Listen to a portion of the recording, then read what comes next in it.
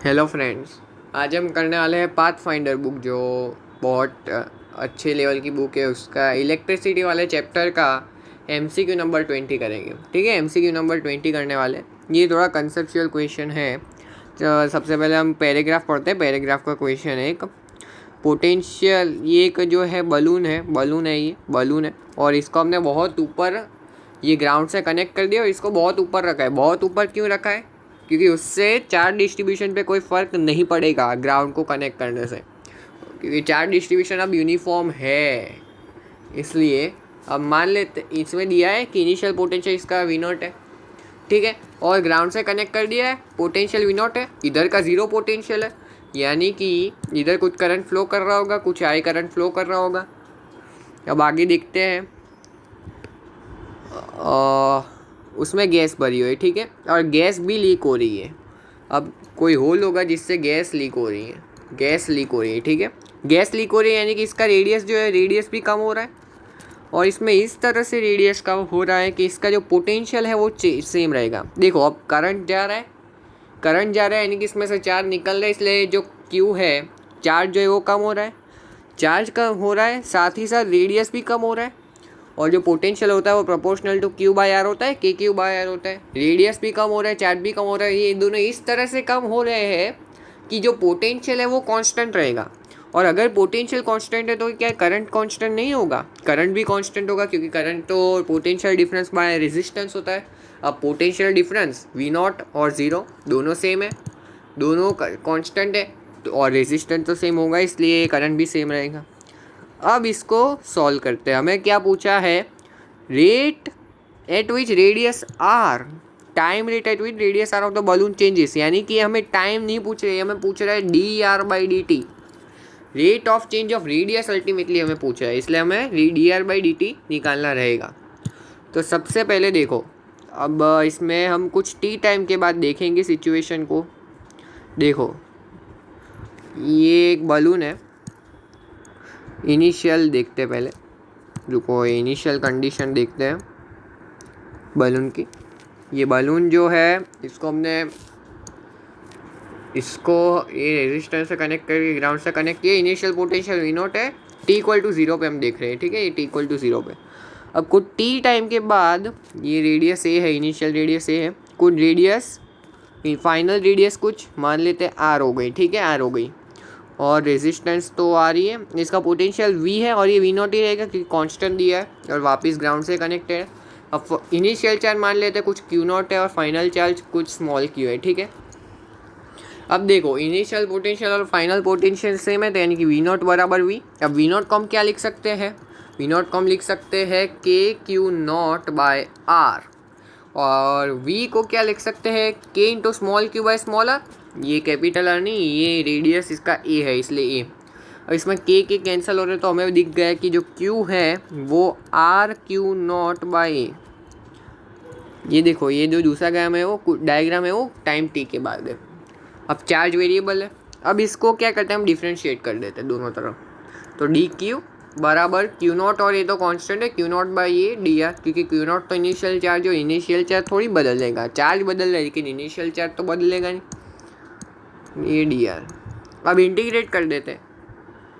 देखो ऐसा करने का फ़ायदा क्या होगा? फ़ायदा थोड़ा रहेगा कैलकुलेशन वो सब में। देखो इसका इनिशियल चार्ज Q0 है, फाइनल चार्ज Q है, इसका इनिशियल रेडियस A है, फाइनल रेडियस R है। तो इधर से दिख रहा है हमें कि Q0 नहीं, सॉरी, dq का इंटीग्रल क्या होता है? Q, और लिमिट्स पुट करेंगे। देखो लिमिट्स पुट कर देंगे तो हमारे पास आएगा Q माइनस Q0, और ये होगा हमारा Q0/A, और dr का इंटीग्रल R, और उसमें भी लिमिट्स डाल देगा तो ये R-A।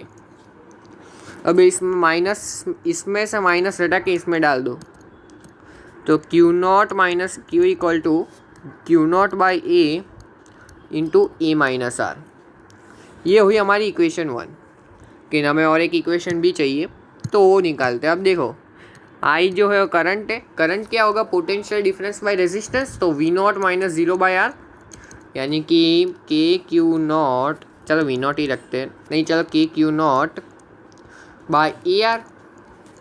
अब देखो ये करंट निकल रहा है, करंट इस देखो करंट देखो इस तरफ करंट जा रहा है, यानी कि इसमें से चार्ज कम हो रहा है, चार्ज कम हो रहा है तो जो करंट होगा वो D Q by D T नहीं होके बल्कि minus D Q by D T होगा, क्योंकि चार्ज कम हो रहा है, करंट आ रहा है और चार्ज कम हो रहा है, इसलिए आई को हम लिख सकते हैं minus of D Q by D T. Current जो होगा वो होगा I equal to minus D Q by D T, और वो है K Q not by A R. तो इधर से minus D Q equal to K Q not by A R D T, integrate कर दो। ये इनिशियल चार्ज क्यू नॉट था, फाइनल चार्ज क्यू है।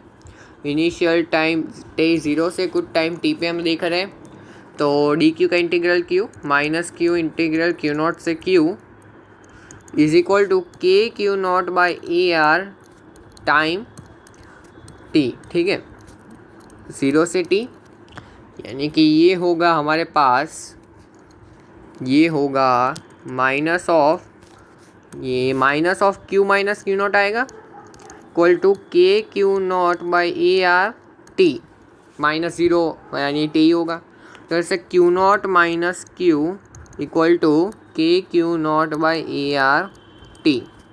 देखो ये दूसरी इक्वेशन आ गई, ये हमारे पास आई दूसरी इक्वेशन। अब देखो हमने अभी निकाला कि q not minus Q equal to q not by a into a minus r.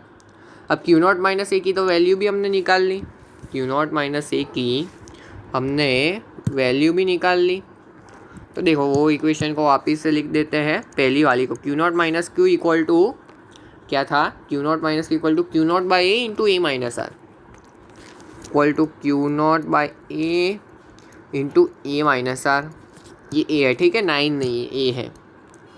अब q not by Q minus q की वैल्यू इधर से इसमें सब्सटीट्यूट कर दो। समझ में आ रहा है? मैं 2 से क्यू नॉट माइनस क्यू की वैल्यू इस क्यू नॉट माइनस क्यू में सब्सटीट्यूट कर दूंगा, तो k Q not t by A r equal to q not by a into a minus r. अब क्यू नॉट ए गया तो के टी बाई आर, ये कैपिटल आर है वो रेजिस्टेंस है, ठीक है। देखो कहीं पे गड़बड़ तो नहीं हो गई, ऐसा ही लग रहा है। ये स्मॉल आर था और मैंने कैपिटल आर लिख दिया, कोई बात नहीं, ये गलती मैंने भी कर दी लेकिन कोई प्रॉब्लम नहीं। ये स्मॉल आर है, ठीक है, ये यहाँ पे भी स्मॉल आर है, इधर तो कैपिटल आर ही है, तो ये हो गया ए माइनस आर।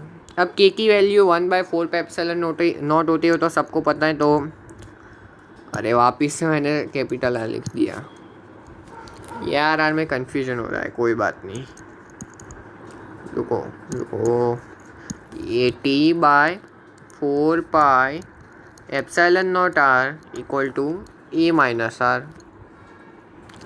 तो आर की वैल्यू क्या आ रही है, A minus T by 4 pi epsilon not R. अब इसमें कांस्टेंट कौन कौन से है, ए है, 4 पाई एप्सिलॉन नॉट आर, चारों कांस्टेंट है, रेजिस्टेंस का कांस्टेंट उधर, ये तो के है और वो भी कांस्टेंट है। अब हमें निकालना क्या था, d r by D t. D r by D t निकालेंगे तो देखो ए का डिफ्रेंसिएशन तो 0 और minus t by 4 pi epsilon not r का डिफ्रेंसिएशन होगा -1/4 पाई एप्सिलॉन नॉट आर। ये सबको आपको पढ़ा है बेसिक मैथ्स में आपने, तो इसको हम लिख सकते हैं इधर से d r by D t equal to -1/4 pi epsilon not r. देखो हमारे पास आ गया इसका आंसर, देखते हैं कौन सा ऑप्शन है, शायद टिक कर भी रखा है उसमें, देखो ऑप्शन भी आ गया। तो देखो हमने किस तरह से इसको अप्रोच किया है, तो ये भी अच्छा अप्रोच है, इसको वापस से रिवाइज भी कर लें और हमारे चैनल को भी सब्सक्राइब करना ना भूलें और ये वीडियो को भी ज़्यादा से ज़्यादा शेयर करें। Thanks for watching.